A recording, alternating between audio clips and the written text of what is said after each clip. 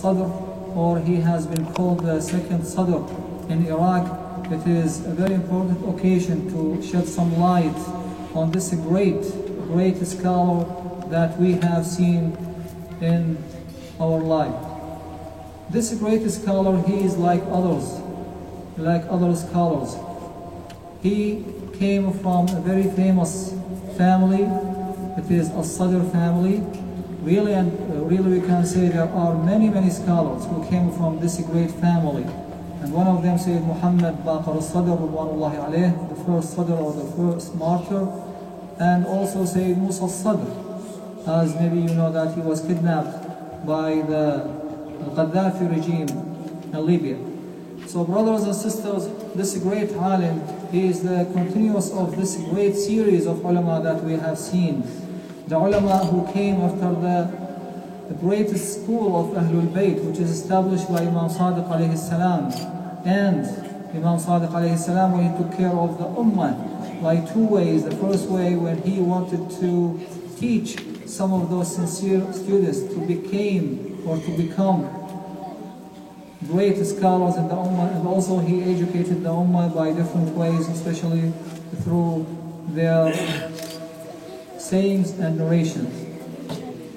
If we can go back a little bit to the last century, and when we want to talk about the role of ulama in our countries, you can see that behind all these revolutions against the invaders, it is led by Islamic scholars. It is led by those great scholars. Even in Algeria, for example, the country of 1 million martyrs, who started that revolution? It is the Islamic scholars. When you go to any other country, especially in Iraq last century, 1920, who led the great revolution against the British army in Iraq? It was the ulama and the scholars. And when they encouraged the tribes in Iraq to fight against this invader, and look what happened. They were defeated.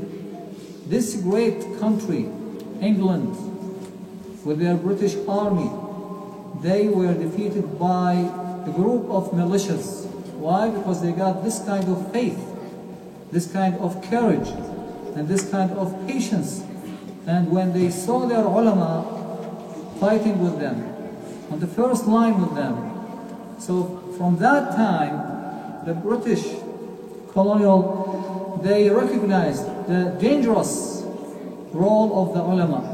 From that time, they made many plans to separate the community or the ummah or the nation from their ulama.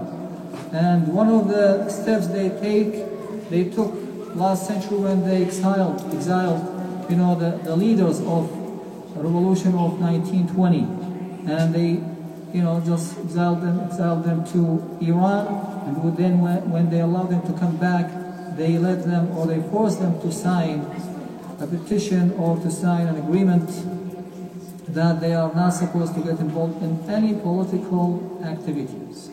Anyhow, even after that, our ulama, they didn't stop. We have seen different kinds of ulama who really got involved in politics. Why? Because this is part of their role in this life.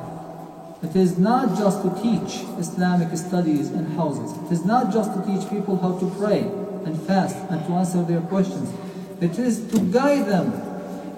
It is to tell them what to do in their lives. How can they react towards different kinds of challenges when they are facing them, which is very, very important, brothers and sisters, always to get the authentic and the precise answer, which is very important from those great ulama. So Sayyid Muhammad Sadiq al-Sadr, really he rose in a very difficult time. As the brother mentioned, maybe he was accused that he was a cooperative person with the Saddam regime, and that was a big, big lie.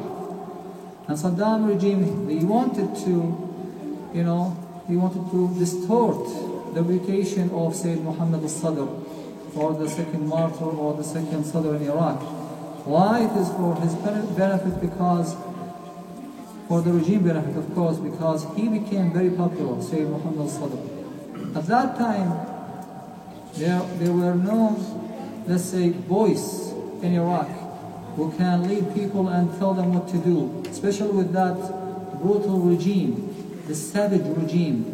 He doesn't deal with his opponents only with one language. It is what? Killing them. So any opponent, anyone who wanted to oppose this regime, even if he is from the Ba'athist party, he will not survive. So what about other parties or other group of people? Of course, they will be killed. So he killed Sayyid Muhammad Baqir al-Sadr and his sister, and he killed many other scholars.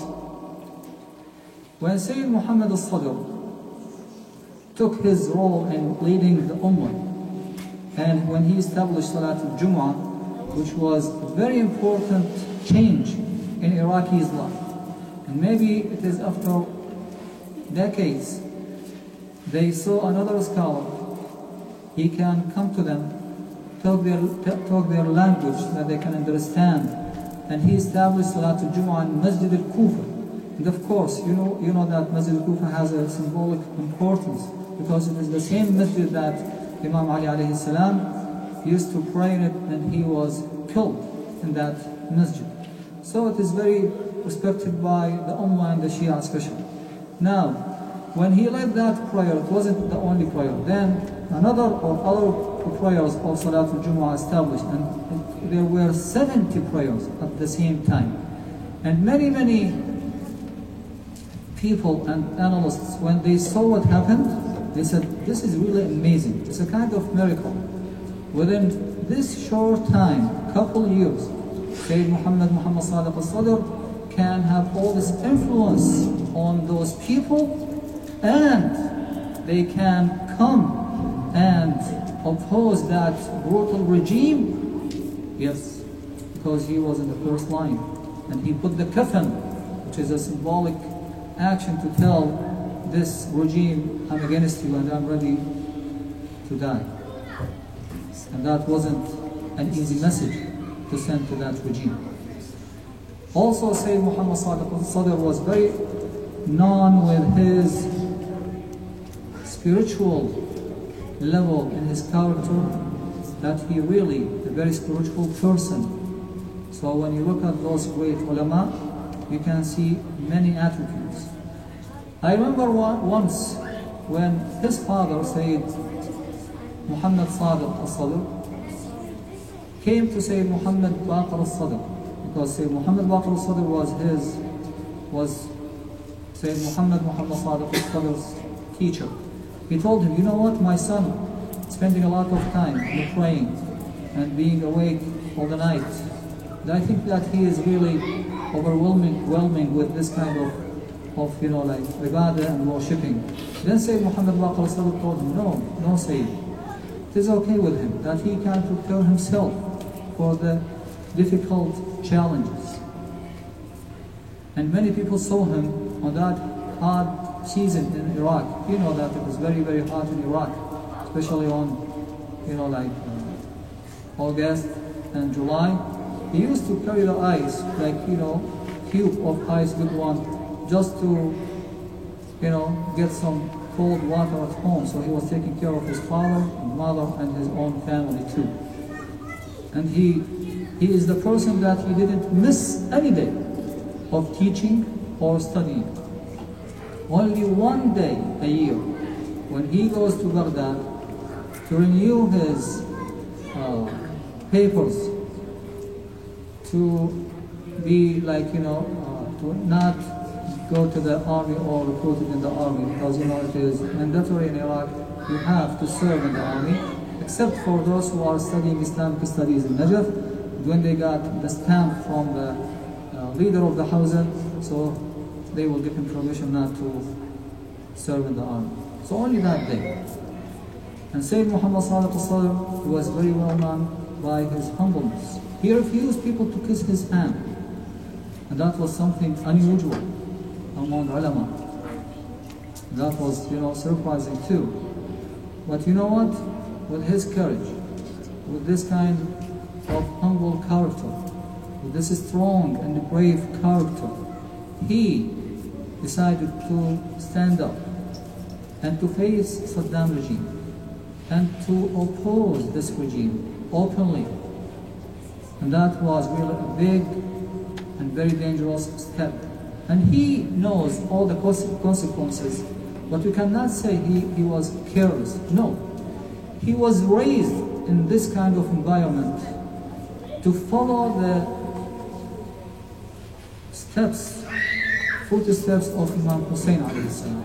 Shahada or martyrdom is not something weird for the ulama in Hawza. It is an honor, it is a privilege for only those who are very special. Then when Saddam regime wanted to stop him from leaving Salat al-Jumu'ah, he failed. He wanted to get from his mouth one word to praise that regime. Sayyid refused. And when Saddam, arrested many of his representatives, Sayyid told his followers to say and repeat these slogans.